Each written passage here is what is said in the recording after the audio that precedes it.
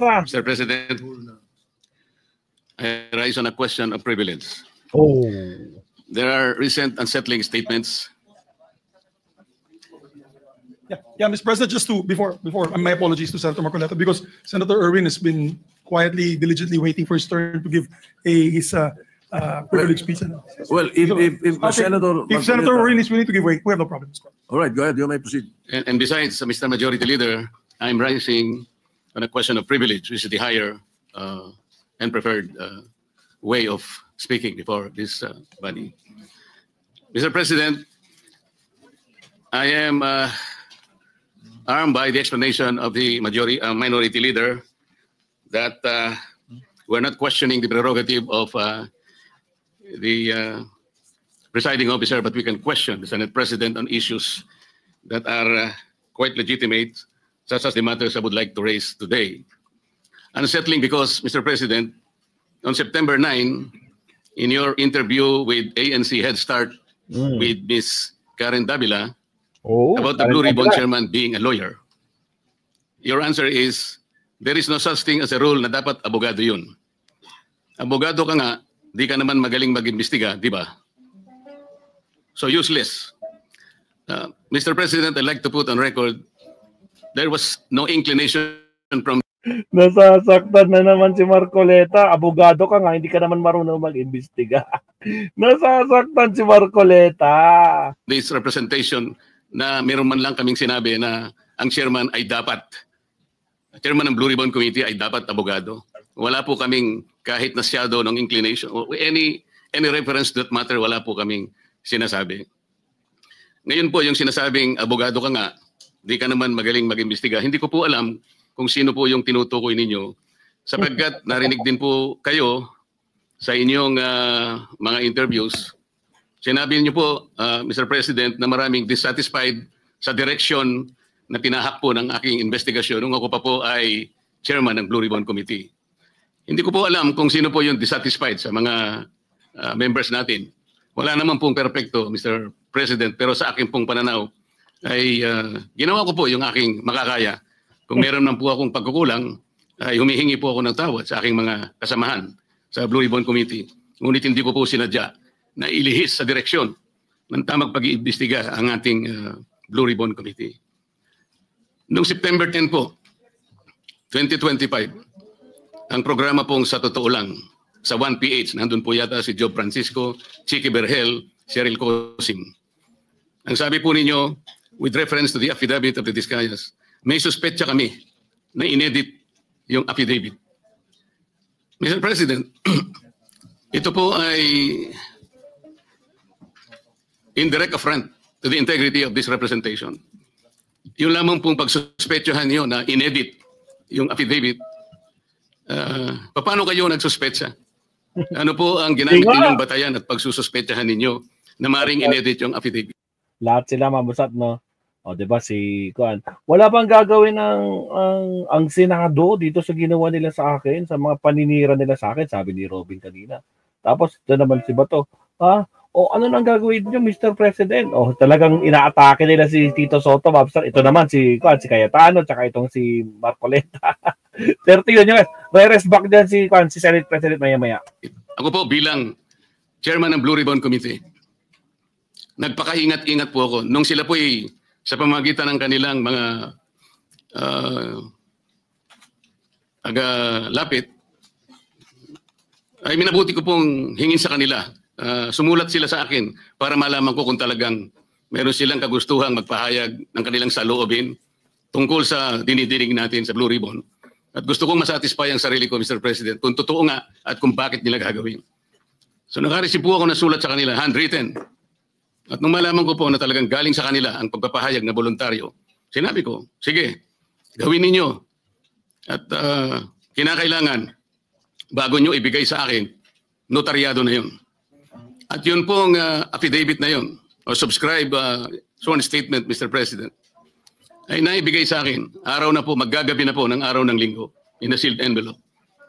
At kung sinasabi po ninyo na ang SOP ay dapat na ibigay sa mga miyembro ng ating Blue Ribbon, wala na pong pagkakataon sapagkat sa umaga po alas 9, Yun ay magsisimula lang. na po ang Blue Ribbon Committee. Wala na pagkakataon. Noong September 14 po sa Twitter ninyo, meron po kayong binanggit at ito po ang nakasulat. Very devious. Wala pang hearing ang Blue Ribbon ni Ping Ayan na si Senator Soto, Absat, bumaba na. Lacson. Gusto ng ilang magpalitan agad. What are they so afraid of? Bakit minamadali WPP agad ito? Ano bang nangyari? Malalaman natin sa Blue Sabi ko puro iyakin yung mga DDS senators. Ribbon kay Senator Lacson. Meron siyang investigasyon ginagawa tungkol dyan. Ano po ba yung pinanggalingan ng mga salitang yun, Sir President? Sino po yung natatakot? Sino po yung nagmamadali? Kung ang inyo pong tinutukoy ay yung aking sulat para i-recommenda na mag-apply sa Witness Protection Program ang mag-asawang Diskaya, yun po inaayon sa batas, Mr. President. Ooh. Ito po ay inaayon sa Section 4, Republic Act 6981. Ito po yung Witness Protection Act. Ang sinasabi po doon, in case of legislative investigations in aid of legislation, a witness with his express consent may be admitted into the program upon the recommendation of the Legislative Committee, where his testimony is needed, when in its judgment there is pressing necessity therefore, provided that such recommendation is approved by the President of the Senate. Ang committee po ay nagpasya, Mr. President, kasi hiniling po ng Diskaya sa kanilang sworn statement na meron tangka sa kanilang buhay, sa kanilang seguridad, ang kanilang pamilya at kanilang mga anak. Kung kami po ay nagmamadali, yun po kasi ang sinasabi ng batas. Para makapag-apply po siya na sa Witness Protection Program, ang chairman po ng committee sa pagsang-ayon ng kanyang mga miyembro, kailangan po kami gumawa ng sulat sa Secretary of Justice. Ayun nga po, ipinrepair namin kaagad.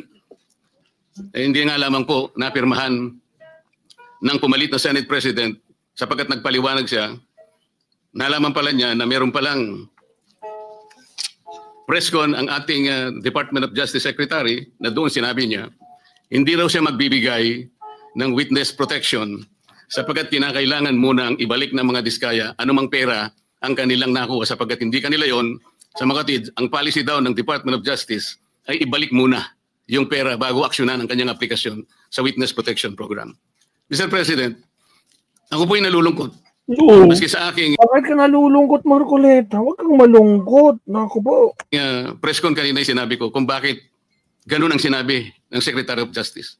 Wala po sa tuntunin yun eh.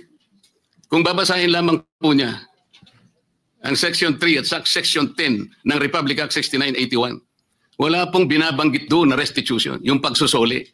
Nag-uumpisa lang po sa Okay lang. So, hindi na kailangan magsoli. Ha? Kahit na galit na yung taong bayan kasi sa mga ginawa ng mga Diskaya, okay lang, wag nang isoli. Gawin nyo lang, bigyan nyo ng Witness Protection Program. sa pagsusuri, sa pag-iimbestiga, ang komite. Meron na po bang halaga na dapat isoli? Na-determine na po ba yun? Meron na po bang ruling na kung sino at gaano ang isosoli ng kung sino man ang may kasalanan? Meron na po bang ganun? Wala po eh. Prospective lang pong mag-a-apply eh. Nasa sections 3 and 10 ang mga requisites kung ano-ano po yun. Mga 10 requisites po yun. Yung restitution, wala po ron. Kaya po ako'y nalulungkot kung bakit po binanggit yun ng Secretary of Justice. Samantalang, nung pong linggo, bago magkaroon ng hearing noong September 8, nagkausap pa kami at binigyan pa niya ako ng kasiguruhan na sige, ibigay mo na sa kanila ang pangangako na mabibigyan natin sila ng immunity sapagkat tayo naman ay magka-partner sa kagustuhan natin, pati yung Witness Protection Program ay ating maipasakagad. So yung pagbibigay po niya sa akin ng garantiya, kasama na po yung kanyang USEC. Yan ang nagbigay sa akin ng lakas na loob. Kaya ako'y sumulat kagad. Hindi ko alam na babaligtarin ako ng Department of Justice. Ngayon po, Mr. President, yun po ang ginamit ninyong dahilan kung bakit hindi nyo pinirmahan. Sana man lang po ay napakarami naman ninyong mga abogado sa inyong opisina rin. Binasa nyo sana yung batas. Kung yung restitution po ay isa sa requisite para ang isang tao ay makapag-apply man lang. Yun po kasi yung prinsipyo ng batas eh. Bago siya gumawa ng isang marahas na kapasyahan, alam niyang mag-aalanganin ng buhay niya. Magsasabi siya nung inaakala niyang maaaring makapaglagay sa panganib ng kanyang buhay, kailangan nga bigyan natin din siya ng protection. Yun po yung batas eh. Hindi ko nga po alam kung bakit sasabihin ninyo, bakit may pagmamadali? Dito pa nga po sa sinabi ninyo noong September 13, Mr. President. Ang reading ko, sabi po nyo, camouflage lang yun eh. To put me and the leadership of the Senate under the gun. Kunwari, merong naiinis sila. Kung bakit ko pinirmahan, kung bakit hindi ko pinirmang sulat sa DOJ. Baka may commitment sila to someone, to some people. Is there a commitment somewhere? Baka merong nakiusap na pwede silang ipasok sa Witness Protection Program. Lahat po ng ganitong mga pagsususpetsa is a direct affront to the integrity of this representation, Mr. President. As a member of the Senate, bakit po kinakailangan magkaroon tayo ng ganitong pahayag sa publiko na walang basihan ni katitingman? Ito po yung nakakalungkot. Noong September 10, sa billionaire interview with Ms. Corina Sanchez, ang tanong po ni Ms. Corina, Bryce Hernandez, natatakot daw po siyang bumalik sa Senado. May basihan po ba ang kanyang pangamba? Yun po yung tanong niya sa ating Senate President. Ang sagot po ng ating Senate President, sabi niya sa House. Makatwid, parang kinonfirm niya. Ang nangyari, yung mga congressmen nag-request na kung pwede daw, huwag ibalik sa Senate dahil meron daw siyang binabanggit na mga senador. So ang ginawa naman ng mga congressmen, nakiusap kay Speaker, si Speaker tinanong sa akin, dahil sinasabi raw kung pwede mo nang i-retain. Sabi ko, hindi pwede, dahil sa legal custody namin yan eh. Dahil mayroong contempt dyan sa Senado. Nakikiusap sila kung pwede, na wag sa Senate mismo, hindi naman i-retain sa House. Ang umandar sa akin, siyempre, yung tinatawag na parliamentary courtesy. Kasi meron silang nakakontempt doon, yung si Mendoza, gusto rin naman namin kunin yun. Alam ko later, iimbitahan namin yun.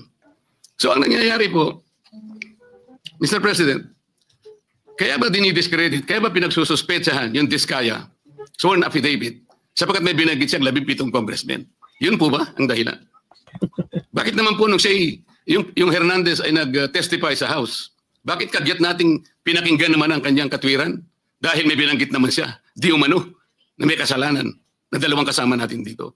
At saka siya nagsabi na, huwag niyo na kayong ibalik doon sapagkat manganganib ang buhay ko. Ang maliwanag po dito, pagka ang nagsasalita si Bryce Hernandez, parang merong kagad pagpapatibay. Parang pinaniwalaan na natin na maaaring manganganib ang buhay niya sapagkat meron siyang binanggit na dalawang kasama natin. Paano yung buhay ng Diskaya na inimbitahan nila doon? Na binigyan na, bigla na lang nating, wala man lang tayong aksyon. Samantalang 17 congressmen ang binanggit niya. Hindi niyo ba naisip, manganganib din ang buhay niya? Pero walang nagsalita dito sa atin. Yun po yung aking nakikita. Huwag po tayo mag-away-away. Ang ating pong hinahanap ay katotohanan lang.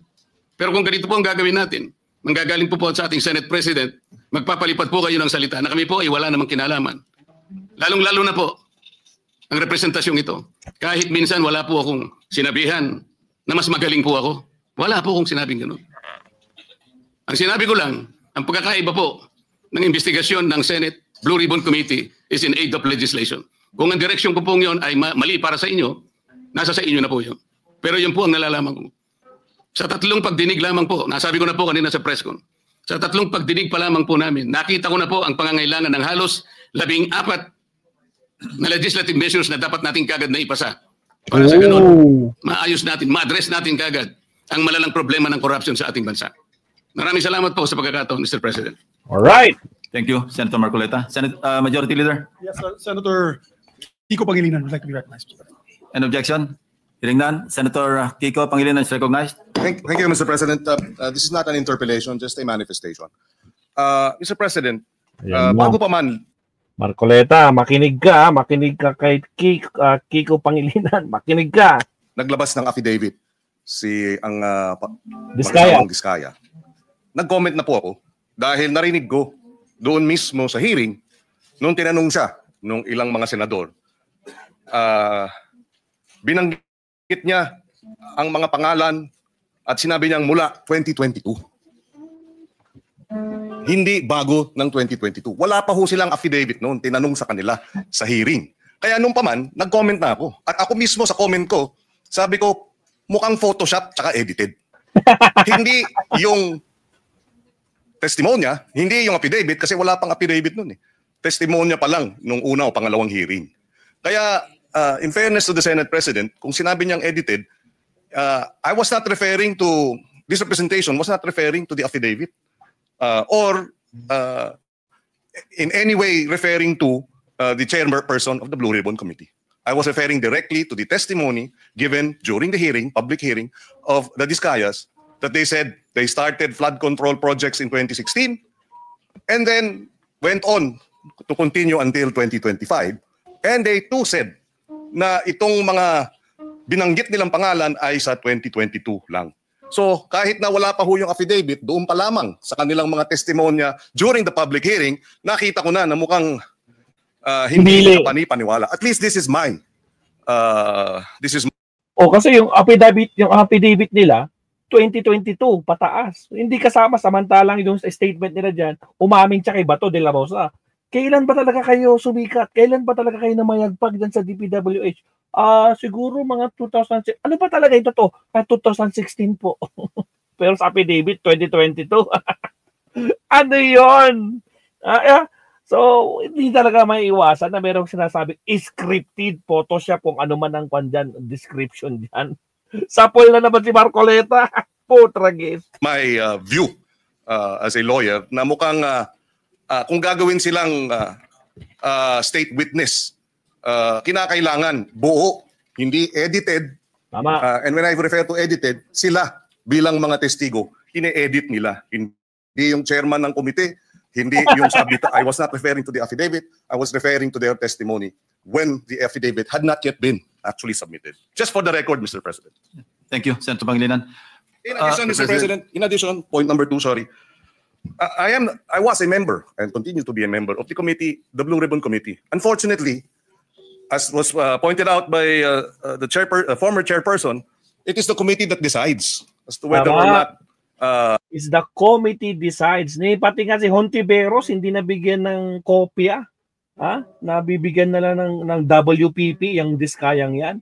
Ikaw, si Kiko, si Senator Risa, hindi nabigyan. Tapos ang sagot ni Marcoleta sa interview niya kanina sa press con niya, nakalimutan ko kasi ibigyan sila. Putragis.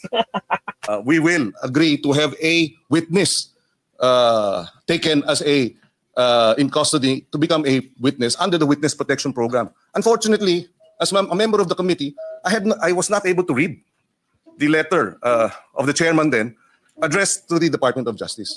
So in that case, Mr. President, sabi siguro kanina, if I heard correctly, nagmamadali dahil nga yung seguridad ng ating mga magiging witness dapat ay paramount. Pero sa akin, mas paramount siguro na may process na ang mga committee members makita man lang yung sulat bago ito'y ma-repair sa Department of Justice. Wala akong nakita, wala po akong nabasa.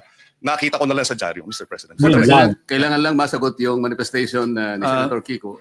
For a while, Senator Marcoleta, President. you have not been recognized yet? Majority Leader? Yes, Mr. President, we'd like to recognize.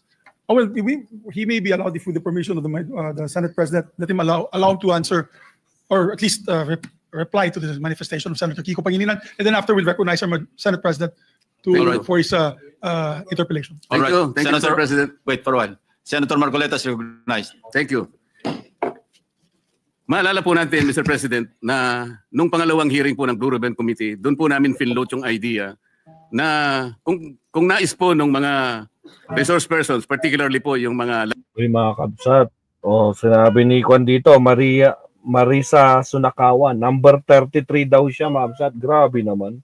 94 live viewers, 33 lang yung like natin. Baka naman, like naman tayo dyan, mabsat. Baka nakalimutan niyo mag-like. Baka naman. Okay, tuloy. 15 contractors na naimbita sa ating Blue Ribbon. Kung gusto ninyo na magsalita kayo, come into the open, pinload po namin sa second hearing yon. Makakatulong po kayo sa Estado, lalong-lalo na po kung magbabanggit kayo ng mga taong alam ninyo na mas malaki kaysa sa inyo kung bakit nangyari ang matinding korupsyon sa ating bansa. So pinupload po natin yung idea na maaari silang mag-apply under the Witness Protection Program. Kaya po yung una nilang pananalita, nung sila ay wala pa po at hindi pa nakumbinsi siguro na lalabas, iba po yung kanilang testimony sigurado. Ngunit nung malaman nila na pagkaseryoso naman po yung offer namin, na kung makakatulong po kayo, magsabi na kayo ng totoo, baka po, sabi namin, yung criminal prosecution, madidispense na yon, pinaka most likely siguro, pagdating ng araw, civil liability na lang ang haharapin ninyo. Meron po akong paniwala na pinag-isipan nilang mabuti yon, kaya lumabas yung mag-asawa na yon. Nung lumabas sila, natural, dahil sa magsasabi na sila ng totoo, Lalabas po talaga kung anong gusto nila sabihin. Maring taliwas po doon sa narinig na nauna na pahayag ni Senator Kiko. Sa mga tweet, hindi po pwedeng pagbasihan yung nauna nilang pagsagot sapagkat hindi pa sila nakapagpasya na kanilang sasabihin na kung anong nalalaman nilang totoo sa kanilang kalooban. Yun po yung totoong nangyari ron. Kaya hindi po ako naniniwala na dahil lamang doon sa maaring hindi pareho nung una yung kanyang testimony at doon niya na sinabi yung buong katotohanan ay maaring edited o maaring Nako po. may pagbabago o hindi pwedeng Nako po, pinagpipilitan pa rin ni Marcoleta. Ang linaw, di ba? Yung testimony niya, 2026 testimony, wala pang affidavit noon. Nako po, tinitwist nyo. Nako talaga, sino ba yung nagloloko nyo? basihan. Sa akin palagay po, ang pinag-uusapan natin, ano man yung kanilang sinumite. Wala pong karapatan ang sino man sa atin uhusgahan yun eh. Yun po yung kanilang nalalaman eh. Pagdating po ng araw, ang korte na po ang gagamit doon kung sakasakaling matapos po yung investigasyon na ito. Nagkaroon po ng committee report at sinumiti po at ang rekomendasyon po ay ipagsakda lahat ang mga tao may kinalaman dito. Yun pong mga ganong klaseng dokumento ay pupunta rin sa korte eh. And in the final analysis, only the court can determine yung veracity o yung kawalang katwiran kung meron man ng mga naunang pahayag. Yun po yung gusto naming mapansin, Mr. President. Salamat po.